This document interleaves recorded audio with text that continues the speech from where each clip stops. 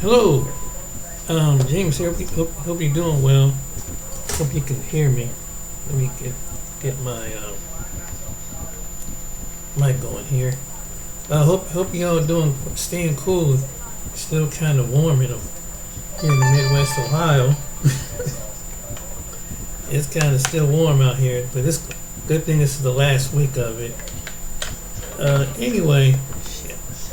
See how this gonna work. Just a video, and that this video tells the truth. But shout out this to content creator who got this video of Frederick Price. What he said back then. There's so much truth in his statement. And then I'm gonna show you some other video about America that most people don't think about. I've been saying this all along. And it's even from the past to the present to the day. But here it is.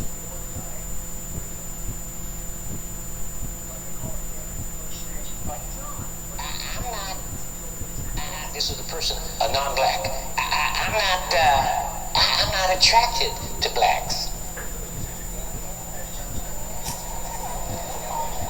Who cares? I'm not doing this to make you want to marry a black. Hear me, that's not the issue. Guess what? I'm married, but if I was not married, there's a whole lot of black females I'm not attracted to, and I'm sure that there's a whole lot of female that I'm not attracted to them. That's not what it's about.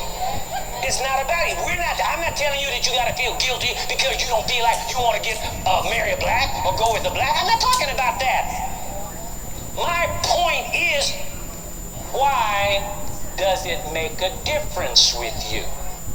Family, welcome back to my space. This is Evans Raiola, and guys, thank you for tuning to watch this video. So on today's video, we'll be talking about Pastor Fred Price. I think you all know him. Pastor Fred Price was so prominent in the late 90s in his series, which was known as Race, Racism, and Religion. And guys, he expounded very, very well on issues affecting the black community. In this specific video, he speaks about interracial marriages, and Pastor Fred believed that interracial marriages was not forbidden by the Bible. He emphasized that the most important factor in marriage, according to the Christian doctrine, was spiritual compatibility between the spouses rather than their race. He argued that Christians should focus on whether their potential spouse shares their faith and values rather than their ethnicity. The view reflects of a broader interpretation of biblical teachings that prioritizes unity in Christ over racial or ethnic distinctions. So guys, on this video, he will talk about the issue of race deeply when it comes to marriage. And guys, this is one video that you want to watch till the end because you will learn a lot. Let us watch this video, then once it's done, I will do a reaction of the same and give you my peace of mind. Let's watch this. I pointed out, based upon some things we heard on audio cassette tape by another minister about this intermarriage thing.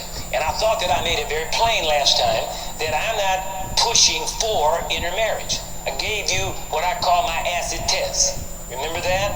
I used the term acid test, and I told you what the term means. It is a term that is used by jewelers and by those who deal in precious metals. And the acid test is when they test gold to find out if it is in fact gold. They take nitric acid, and they have a little stone that they take, like for instance my ring is gold. And they take this ring and they'll mark it on that special stone, and it'll leave a trace of the gold on there. Then they put the nitric acid on it, and the nitric acid will reveal the fact whether it's 24 karat gold, which is pure gold, 18 karat gold, which is less than pure, and 14 karat.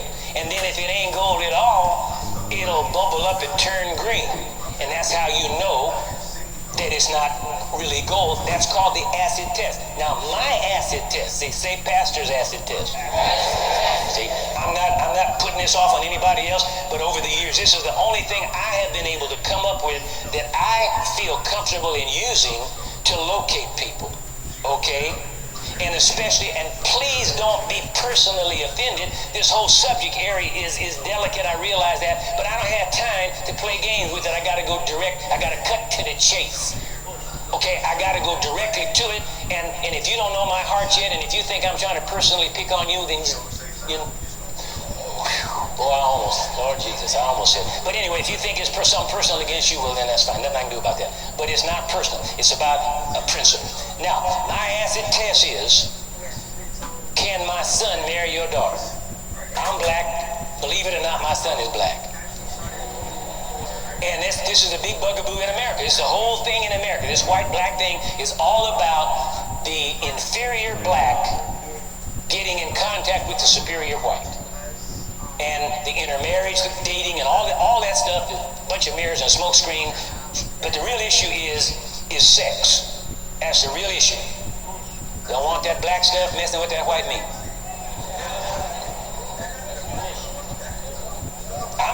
And I said this when I first started. I'm talking, and I want to talk just like you talk. So you got your church talk, and then you got your regular home talk, in the automobile talk, behind closed door talk, in the bedroom talk. Well, I'm trying to get in your bedroom and in your car and in your home, so I want to be sure you understand what I'm talking about. It might sound vulgar to you, that's your problem. Okay, nothing I can do about that. But that's the big test, and I've been using this test. My son is 18 years old, and I've been using this test long before he came along. It wasn't because I had a son. All my children were married before he came along. And I think, was Stephanie married? 18? She been married? She hadn't been married 18 years, has she? Oh, okay. Well, anyway, but you all have. You've been married? You're the only one? Okay. All right, I got my kids right here. But anyway, I use that term, my son, because that's always been the thing. See, this is the lie. It was all started back in 1611, the very inception of our nation. The lie was promulgated so that there would be a justification for enslaving black Africans. Okay? And so the whole concept was that every black man that has genitals wants a white woman. See, that was the lie. That was the lie. That was the whole thing. And so, the reason the lie was hatched in the first place, not just to be able to enslave, but the bigger part of it was so that the slave owners could have the right to rape the black women without impunity. See, they don't want the black man with his genitals to touch the white pure woman. But it's all right if the pure white man rapes the black woman. That's all right if he gets into her genitals. Now that's the whole bottom line issue. That's why we don't want no dating, we don't want no intermarriage. That's the whole thing. And that thing's got to be squelched, it's got to be put out. Now I use my acid test, can my son marry your daughter? And then I read a letter by another person that said something about it. I am not interested in intermarriage for me. I don't care anything about it. I am already married. Are you following me? But that's because I know that the root problem here is what I just mentioned. And that intermarriage thing is the thing that will bring it out. See, that'll locate it. That's my acid test. See, I'm watching your reaction. I'm looking into your eye. And I can tell. See, if it's not in your heart, you'll reveal it through your eyes. Even if you try to maintain your cool, it'll slip out. I can see the fear in your eye. And so that's why I ask the question, can my son marry your daughter? I'm not interested in my son marrying white, black, brown, red, yellow, or red. I'm interested in my son marrying whoever he falls in love with. Okay, I don't see that, because I don't have any, hang on, I don't care who he marries. He can marry any ethnic group he wants to marry. Don't make me no difference, because I told you last time, everybody's poo-poo stinks. Okay, ain't no superior poo-poo. Push. Yeah, I want to be graphic, I want to be plain, and if you don't like it, don't come back. It's just that simple. You don't fall out about it. Nobody put a gun to your head. Now, I mentioned over there about something that somebody said this past week, which led me to think maybe there's some people still don't understand. As graphic as I have been, and as straightforward and plain, they still don't get the picture. Somebody said, well, this is a person, a non-black. I'm not attracted to blacks. Who cares?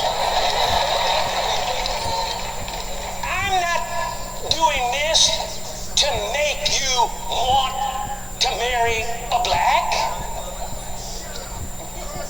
Hear me, that's not the issue. Guess what? I'm married, but if I was not married, there's a whole lot of black females I'm not attracted to, and I'm sure that there's a whole lot of females that I don't attract, I'm not attracted to them. That's not what it's about. It's not about it. I'm not telling you that you gotta feel guilty because you don't feel like you want to marry a black or go with a black. I'm not talking about that. My point is, why does it make a difference with you? That's what I'm trying to get to. You don't have to be attracted to whatever. Be attracted to a dog if you want to. I don't care. But my point is, why if you're not attracted to somebody, as long as the reason is because if you think they're inferior or not as good as you, then you're into a racial, ethnic, and color prejudice mode. You might not even be aware of it. That's my only thing I'm trying to get to. I'm not trying to encourage anybody to have eyes for anybody else. I'm just simply saying, if you don't have eyes, and your reason is because deep down inside, whether directly taught or subliminally taught, you got this thing about black people are inferior, then you got a problem. And that's what I'm addressing. I'm not trying to encourage anybody to intermarry with anybody other than whoever they want to marry. See, that's not that's not even my game plan. I'm not concerned about you marry whoever you want to marry.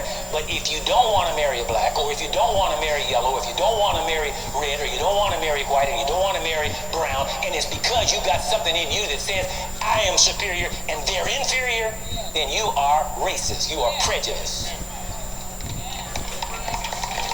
Boom. That's true. Right. The first step to tackling your credit card debt is understanding how much debt you actually... Now, he's absolutely right. But guess what? This started at the beginning.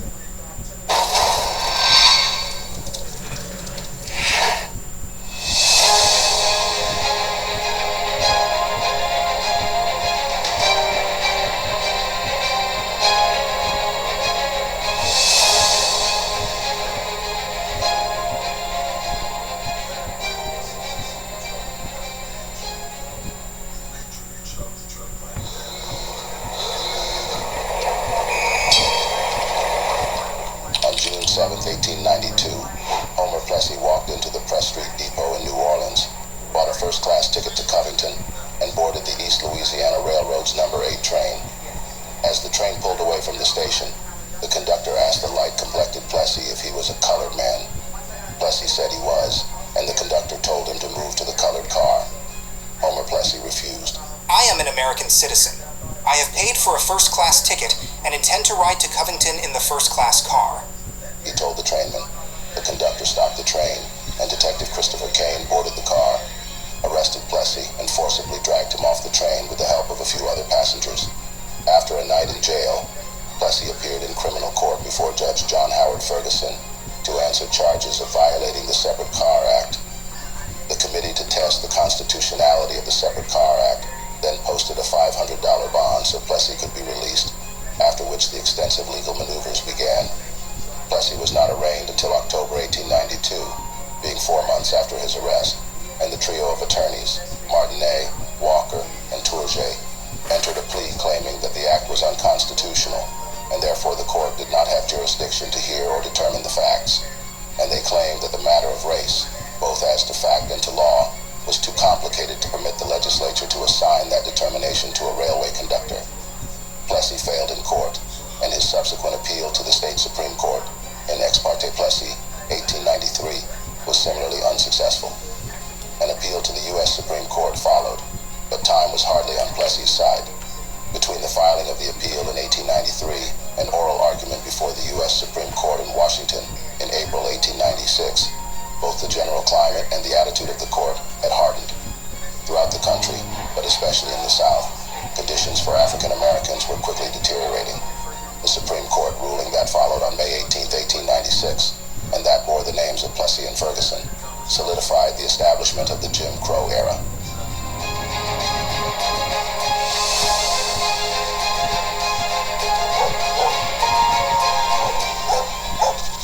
As painful and disappointing as this development was, it was not the first time that efforts of the segregation activists were to suffer the same fate. An earlier attempt, which commenced on February 24, 1892, when the then 21-year-old Daniel Desdunes purchased a first-class ticket on the Louisville and Nashville from New Orleans to Mobile, Alabama, had ended the same way, though for slightly different but similar legal reasons. Desdunes had taken a seat in the whites-only car, according to the plan, for which he was arrested and charged with a criminal violation of the Separate Car Act. Roger Martinet and the local attorney James Walker filed a plea of jurisdiction, arguing that since Desdunes was a passenger in interstate commerce, he had the right and privilege to travel free from any governmental regulation, save that of the Congress. Tourget also introduced his claim that the determination of race was a complex question of both science and law, and so could not be delegated to a train official. The lawyers assumed that their plea would be denied, Desdunes would be convicted, and then they would appeal. Then, on April 19, 1892, the presiding judge, Robert Marr, suddenly disappeared, and no one knew what had happened to him. While Desdunes' attorney tried to figure out what to do next, on May 25th, the Louisiana Supreme Court handed down its decision in Louisiana ex Ariel Abbott v. Hicks. A train conductor on the Texas and Pacific Railway had been prosecuted for seating a black passenger in a white car, and the railway argued that since the passenger was traveling between two states, either the Louisiana law did not apply to interstate travel, or if it did, then it was unconstitutional under the Commerce Clause. Much to everyone's surprise, the Louisiana High Court agreed that regulations of the Separate Car Act could not apply to interstate passengers. Given that development, the new judge in Desdunes' case, John Ferguson, dismissed the case. Around the same period, segregation activists in different parts of the American South and beyond were challenging legislations in their local domains up to the Supreme Court. But the Plessy ruling of 1896 was the straw that broke the camel's back. Both Plessy and Desdunes would definitely have thanked their creator that they were not even lynched, as that was the order of the day during the era. With almost 5,000 of such known lynchings, involving black men and women as victims within the period. And so began the mockery and slur that historically became the Jim Crow era. But wait a minute, how did the name or term Jim Crow come about? Before we delve into this, support our work by kindly hitting the thumb button.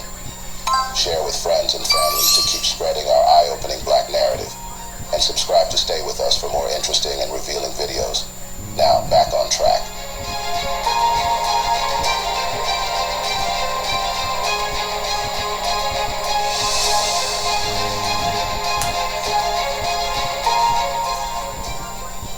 Imagine a bold inscription at the entrance of a pub, hotels and accommodations and more, reading, "No dogs, colored or Mexican," or "Colored served in rear," or in Jim Crow, Montgomery County, Maryland, where it was easier for white folks' pets to get a respectful burial than it was for the county's African Americans. The indignity was compounded when you factor in the conditions of many black cemeteries in Montgomery County versus the Aspen Hill Pet Cemetery.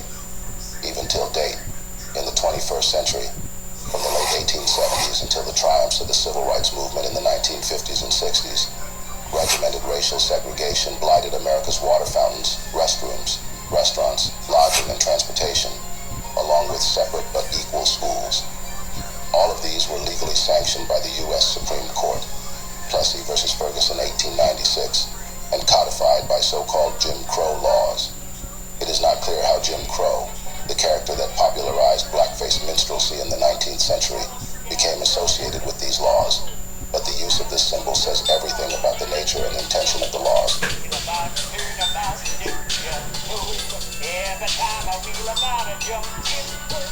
The character of Jim Crow is thought to have been first presented about 1830 by Thomas Dartmouth.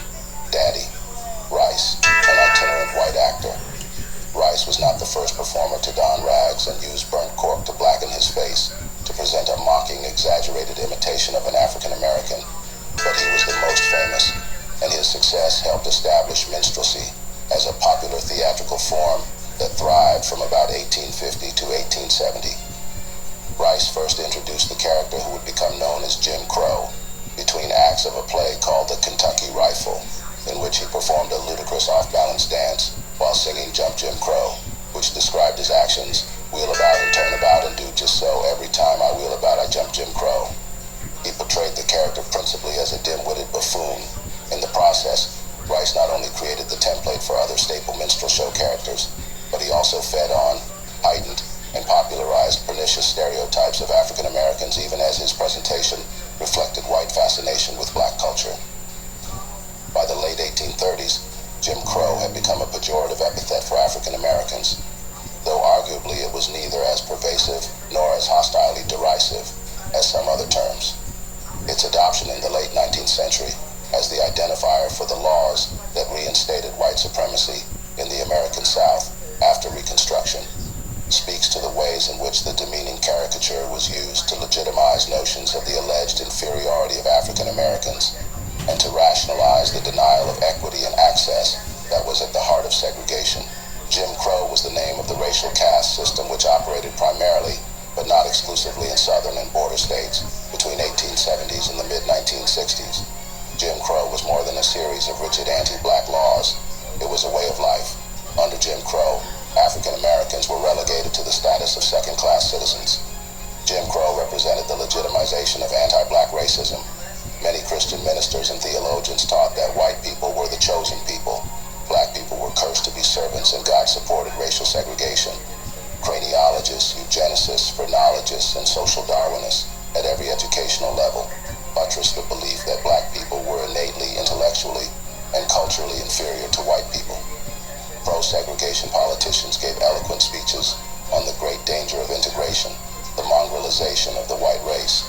Newspaper and magazine writers routinely referred to black people as niggers, coons, and darkies.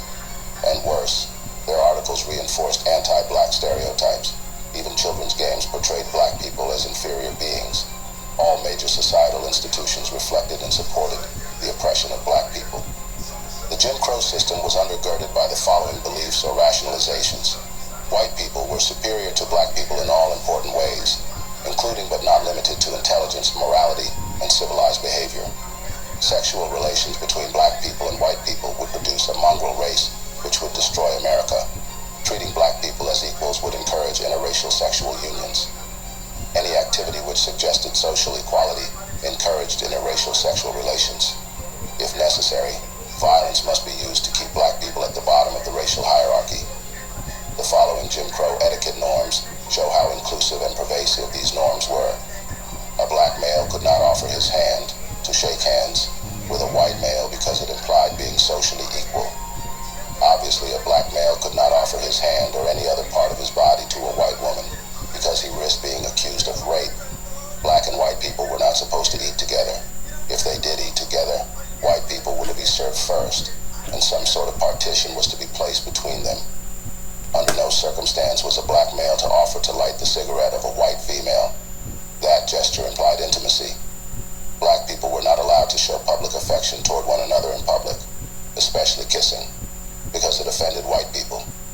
Jim Crow etiquette prescribed that black people were introduced to white people, never white people to black people. For example, Mr. Peters, the white person. This is Charlie, the black person that I spoke to you about. White people did not use courtesy titles of respect when referring to black people. For example, Mr., Mrs., Miss, Sir, or Ma'am. Instead, black people were called by their first names. Black people had to use courtesy titles when referring to white people and were not allowed to call them by their first names.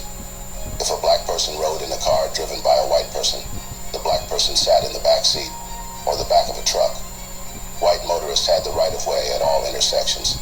Stetson Kennedy, the author of Jim Crow Guide, offered these simple rules that black people were supposed to observe in conversing with white people. Never assert or even intimate that a white person is lying. Never impute dishonorable intentions to a white person. Never suggest that a white person is from an inferior class.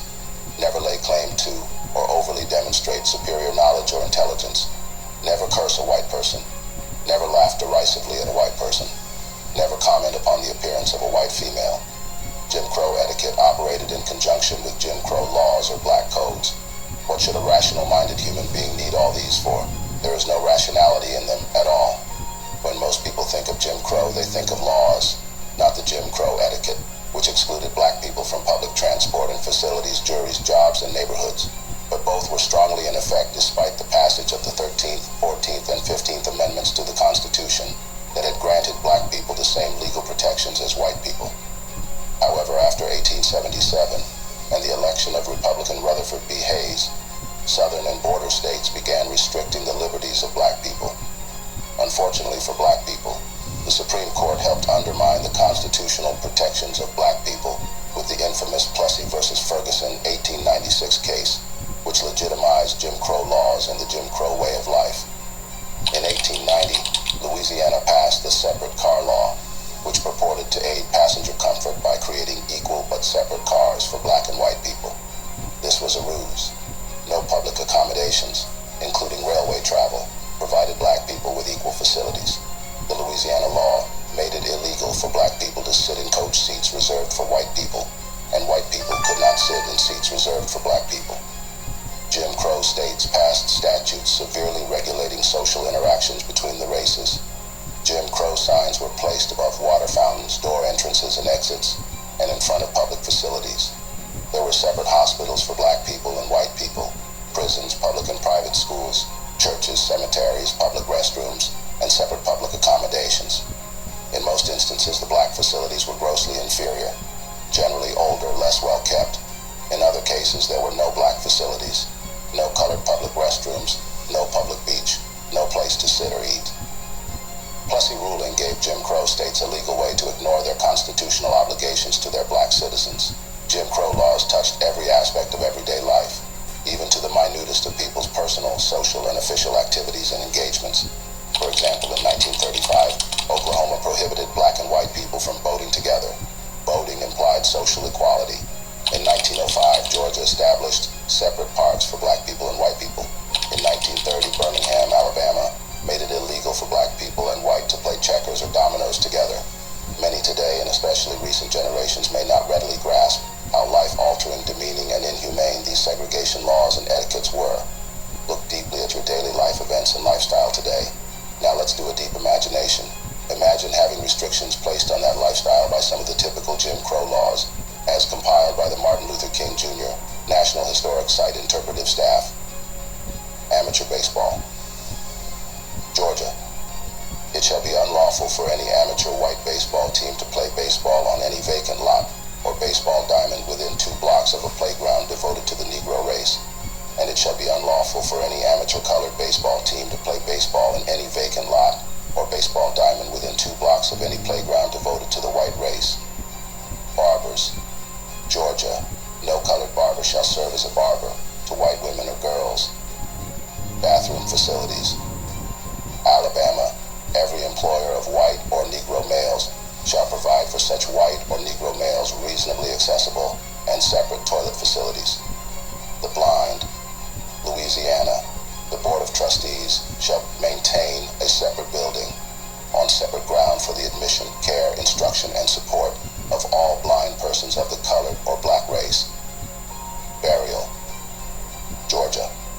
The officer in charge shall not bury or allow to be buried any colored persons upon ground set apart or used for the burial of white persons. Buses. Alabama. All passenger stations in this state operated by any motor transportation company shall have separate waiting rooms or space and separate ticket windows for the white and colored races. Child custody. South Carolina. It shall be unlawful for any parent, relative, or other white person in this state having the control or custody of any white child by right of guardianship, natural or acquired or otherwise, to dispose of, give or surrender such white child permanently into the custody, control, maintenance, or support of a Negro. Circus tickets. Louisiana. All circuses, shows, and tent exhibitions. This is To which the America. attendance of more than one race This is is invited America. or expected to attend shall provide for the convenience of its patrons not less than 2 ticket offices with Every individual ticket phase of sellers life. and not less than 2 Every entrances phase. to the said performance with individual ticket takers and receivers. And in the case of outside or tent performances, the said ticket offices shall not be less than 25 feet apart. cohabitation.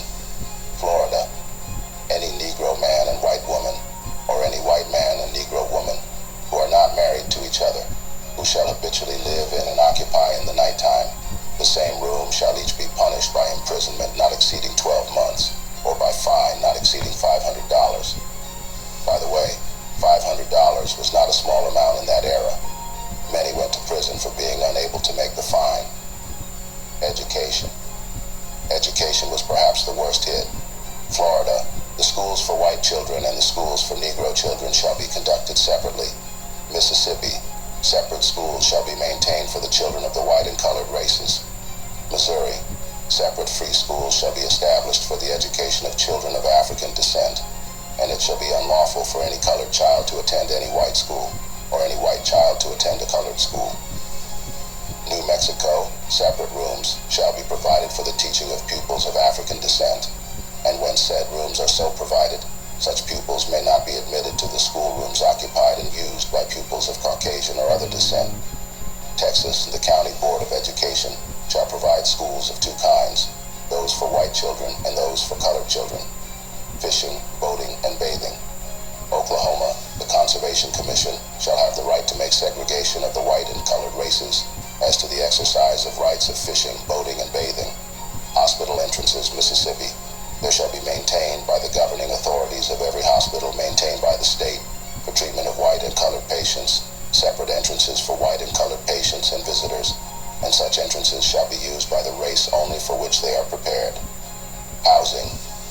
Louisiana, any person who shall rent any part of any such building to a Negro person or a Negro family, when such building is already in whole or in part in occupancy by a white person or white family, or vice versa when the building is in occupancy by a Negro person or Negro family, shall be guilty of a misdemeanor, and on conviction thereof shall be punished by a fine of not less than $25, nor more than $100, or be imprisoned not less than 10, or more than 60 days, or both such fine and imprisonment in the discretion of the court.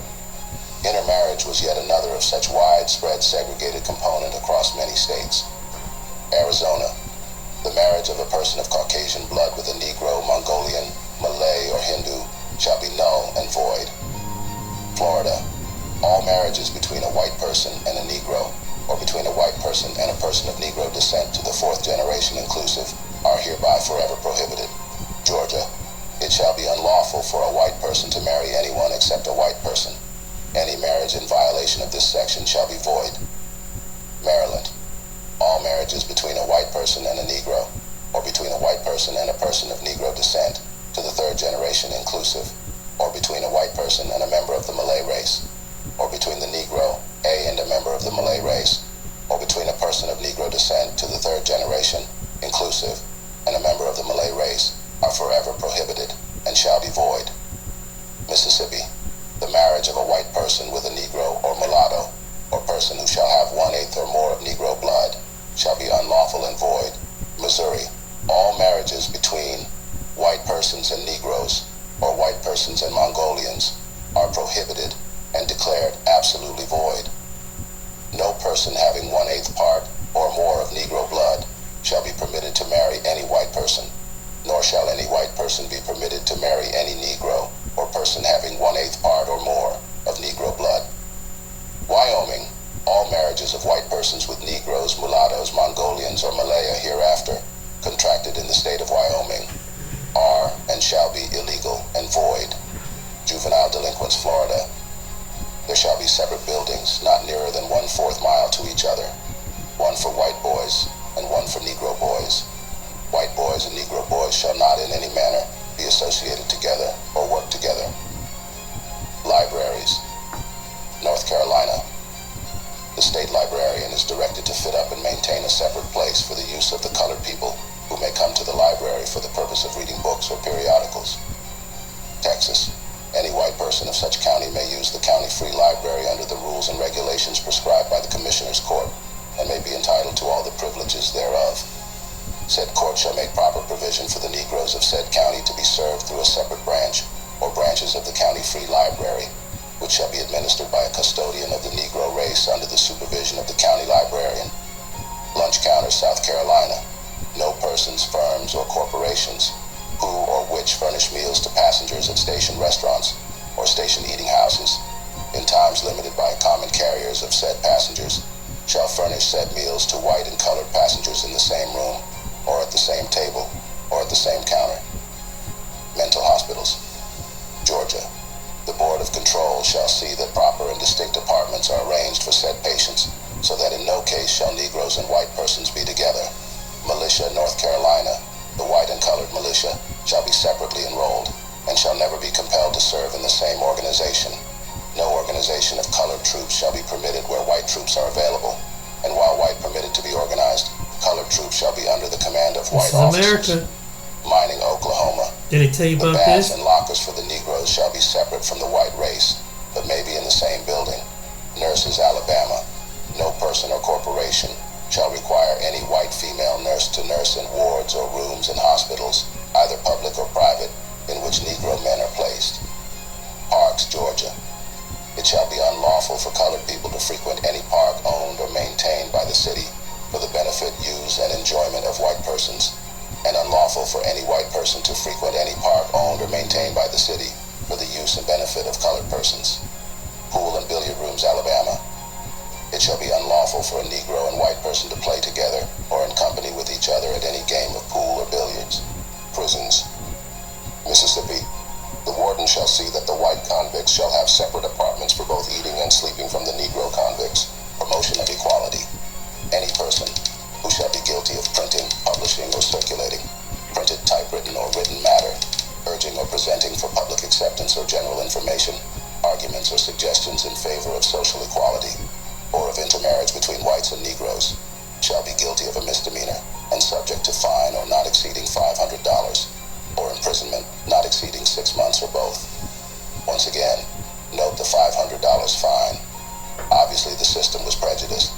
The system wanted to take many black people out of circulation, behind bars, or are we reading meaning from such a small amount?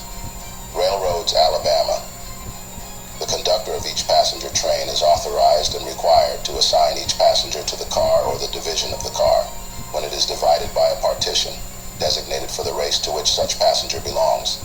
Maryland, all railroad companies and corporations, and all persons running or operating cars or coaches by steam on any railroad line or track in the state of Maryland for the transportation of passengers are hereby required to provide separate cars or coaches for the travel and transportation of the white and colored passengers. Virginia, the conductors or managers on all such railroads shall have power and are hereby required to assign to each white or colored passenger his or her respective car, coach, or compartment. If the passenger fails to disclose his race, the conductor and managers acting in good faith shall be the sole judges of his race. Reform schools.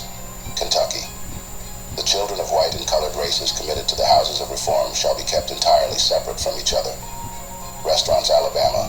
It shall be unlawful to conduct a restaurant or other place for the serving of food in the city, at which white and colored people are served in the same room, unless such white and colored persons are effectually separated by a solid partition extending from the floor upward to a distance of 7 feet or higher, and unless a separate entrance from the street is provided for each compartment.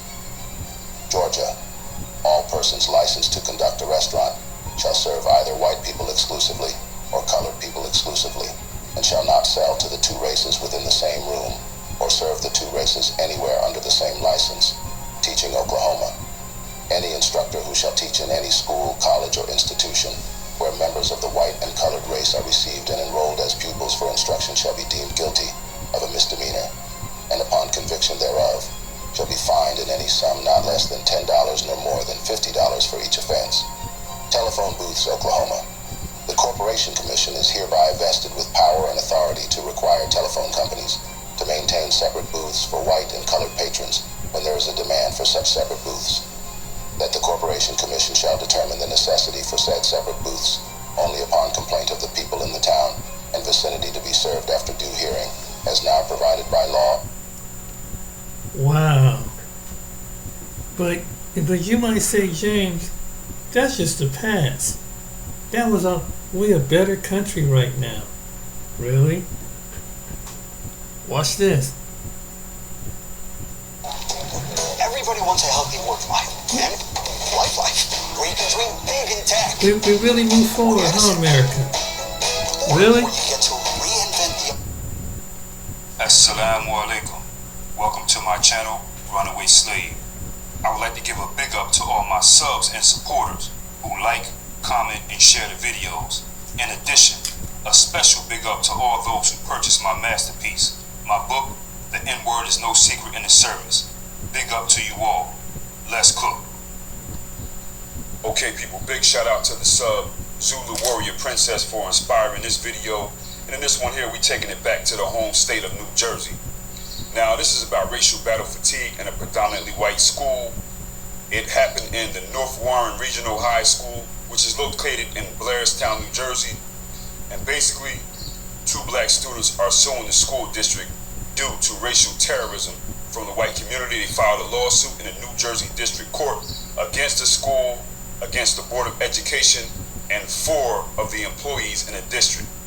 Now, this took place back in between 2016 and 2018. And again, like I said, North Warren Regional High School, located in Blairstown. And for my people from New Jersey who know, yes, this is white man, woman, and child's land. This place is a 24/7 historical snowstorm. I don't think we can get a black person in the comments to say that they are from Blairstown, New Jersey. I'm not saying that they say they live there now, but I don't think we can get a black person in the comments to say, I'm from Blairstown, New Jersey. It just don't happen where we from, yo. This place, Blairstown, this place is known for being the original spot where they filmed the movie Friday the 13th.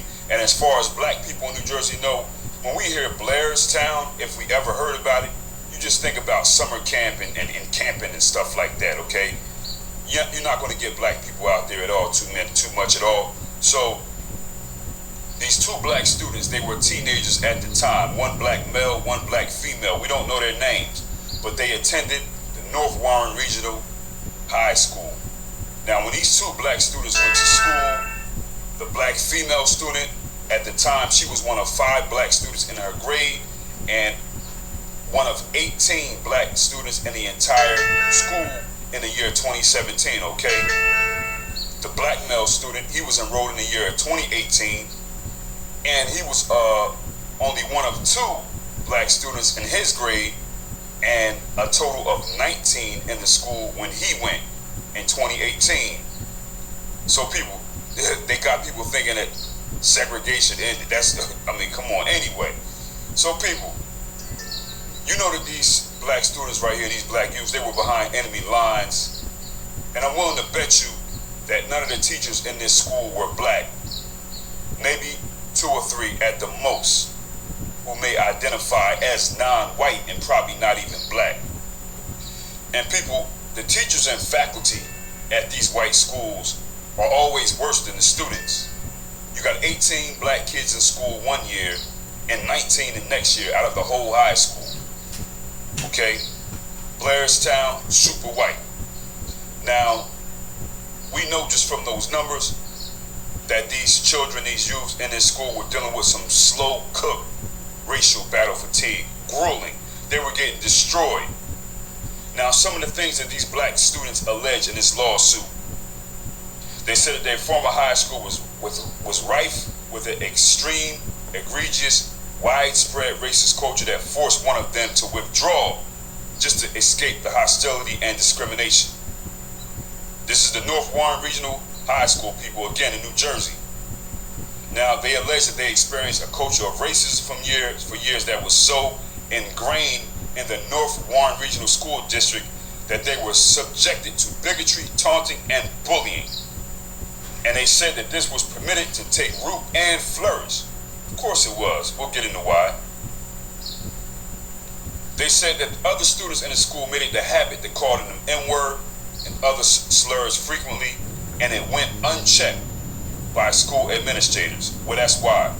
And I said we'll get into why. That's why, people. Anyway, the black student stated that, the black female student stated that in the year 2016, a white male student grabbed her backpack strings in the hallway in front of other students and said, "Look, I have a slave on a leash."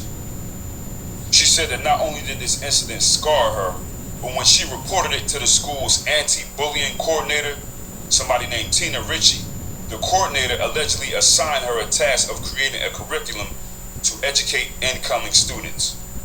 That's what Tina Ritchie did as a result of this act right here. And people, this Tina Ritchie appears to be a person of color. She ain't white. She doesn't look to be white. So I'm glad that this student right here didn't play around and said, okay, well, I'm just gonna put white people in the suit. You gotta hit the Negro bots or the coconuts over the head too. I don't care who they are. I don't care if their last name is Johnson, Jones, whatever. If they black, you're doing a job for these knuckle dragging beasts in the school. You promoting the religion of white supremacy here. I gotta hit you over the head. Don't care if you go to the same church. Yeah, you're gonna get it too. So this young black lady also said that after she joined the school's cross-country team, her teammates regularly called her racial slurs and refused to stop after she confronted them.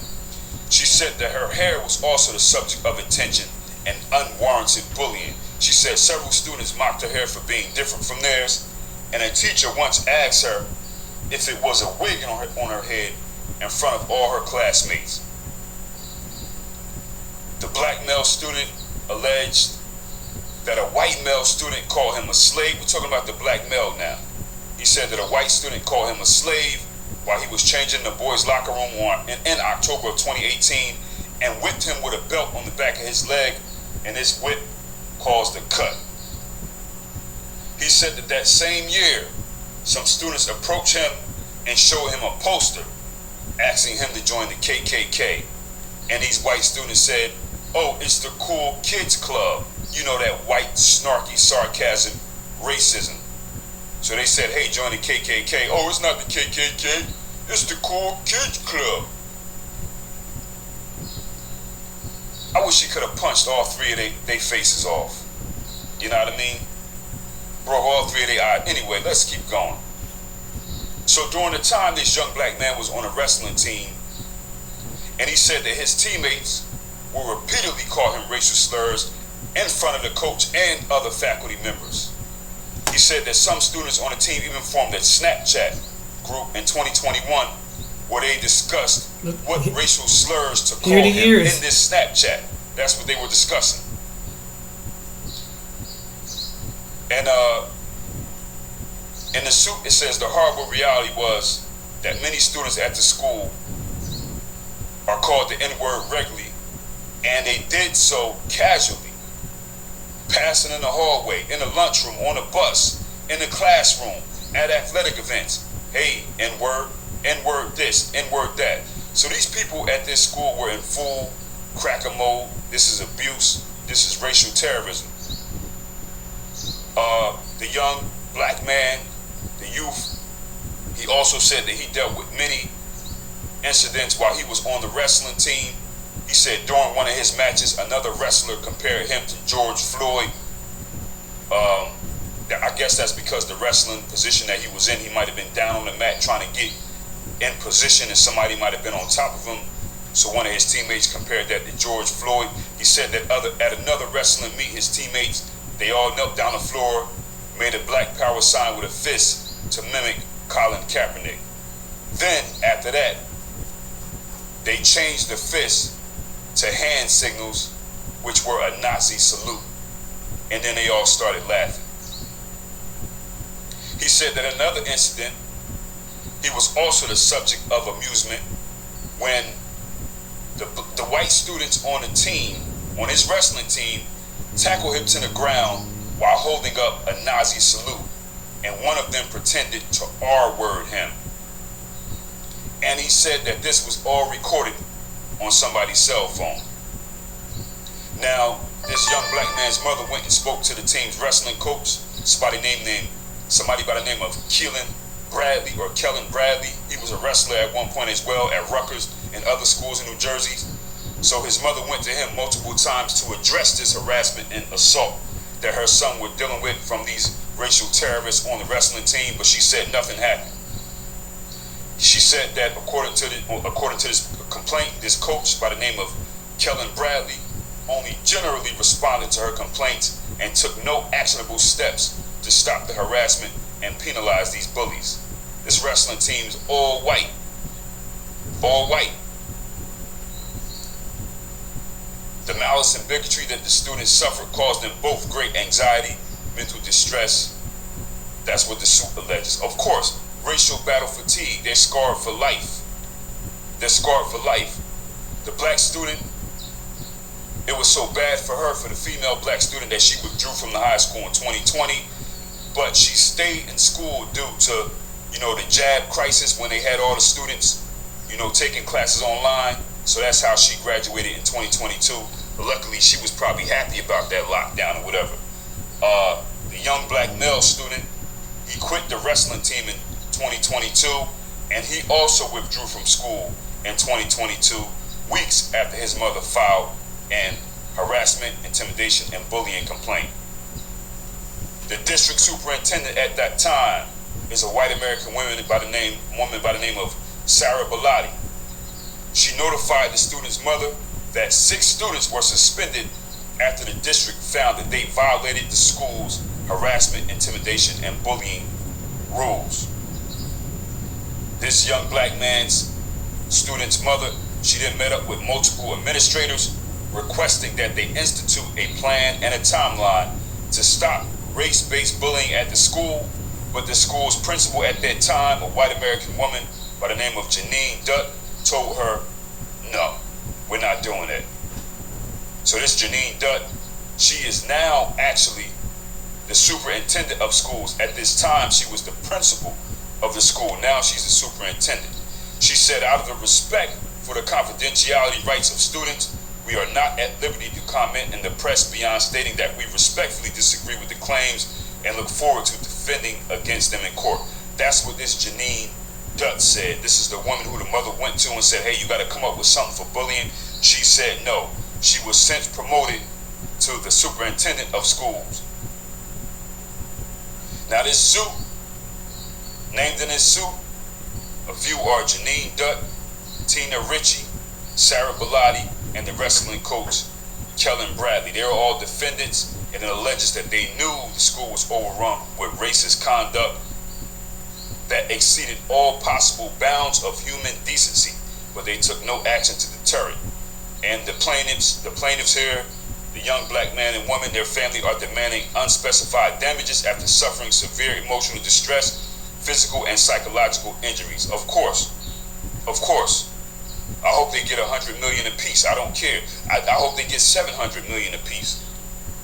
But more so, these white supremacists, they will not care until they start getting fired and losing their license to teach in the United States in the field of education. That's when they'll tighten it up, because they don't care about money. They figure they can just make money. People, that's what it is. And listen, y'all, these white folks in this school district, New Jersey right here, they were just white peopling, man. They're just white people, and that's what they do. White Americans love being raped. They love racism, yo. White people love race. They like the whole thought of it. They like to talk about it, joke about it. They like to reenact it. When you're not around, they like to discuss how they're going to do it, jokes that they're going to come up with it. This is white peopling, man. These students were behind enemy lines, dealing with racial battle fatigue. And the thing about this situation here, in these schools, I don't care where it's at, anywhere in America, it's not the matter if this young black child who goes to these schools face racial harassment. That's going to happen 100%, K through 12. It's just a matter of whether or not the students, parents, and family has a means to sue them and get a bag of money out of this. Because that's the only thing they can give you now. These people are psychologically damaged for life. All they can do is get a bag of money. So it's not a matter, every black person who goes to these schools that are 70% white, this school right here is 90-something% white. They all have a lawsuit. That's just the way it is. It's just a matter of whether or not they have the means to follow through with it, or the time, or whatever, or they can deal with the stress. You know what I mean? And what's wild is that these schools, these black students are dealing with it more from the faculty, man. You think them white kids is bad. What about the faculty, the lunch lady, the principal, the guidance counselor, the coach? You know what I'm saying? It's not even addressed. And I'm going to stop it right here. So, you know, people always say, why don't black people just get over it? It's just the past. Why don't black people just get over it? It's just the past. You know, that slavery was back then. Why you guys keep breaking this stuff up? See, you're the one. It is causing the racial division. Now you see. Now anybody come across. Now you see how things. How come when I just showed you how the past and the cause of the past still plays in the present. So don't say. Stop telling black people or any other person it's just in the past, when clearly kids are going through it right now. The children are going through it right now in high school, elementary school, junior high school. It hasn't stopped.